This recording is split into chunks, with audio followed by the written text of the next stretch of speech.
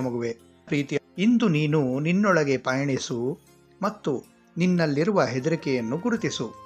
ಅವು ಯಾವುದು? ಕೆಲಸ ಕಳೆದುಕೊಳ್ಳುವ ಬಗ್ಗೆಯೋ, ವೃತ್ತಿಯ ಬಗ್ಗೆಯೋ, ಪ್ರೀತಿಸುವವರನ್ನು ಕುರಿತೋ, ಸಂಬಂಧದ ಬಗ್ಗೆಯೋ ಅಥವಾ ರೋಗದ ಬಗ್ಗೆಯೋ ಎಂದು. ಅದನ್ನು ನಿನ್ನ ಮನಸ್ಸಿನಲ್ಲಿಯೇ ಎದುರಿಸು.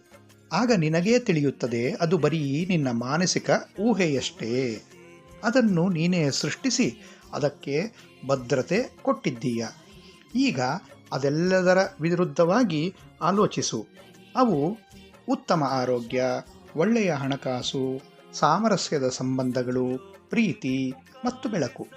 ನಿನಗೆ ಪ್ರತಿಯೊಂದು ಹೆಜ್ಜೆಯಲ್ಲಿ ಸಹಾಯ ಮಾಡಲು ನಾನು ನಿನ್ನ ಜೊತೆಗಿರುತ್ತೇನೆ. ಆದರೆ ಆ ಹೆಜ್ಜೆಗಳನ್ನು ನೀನೇ ಇಡಬೇಕು. ಸದಾ ನನ್ನ ಆಶೀರ್ವಾದಗಳು ನಿನಗೆ ಇವೆ.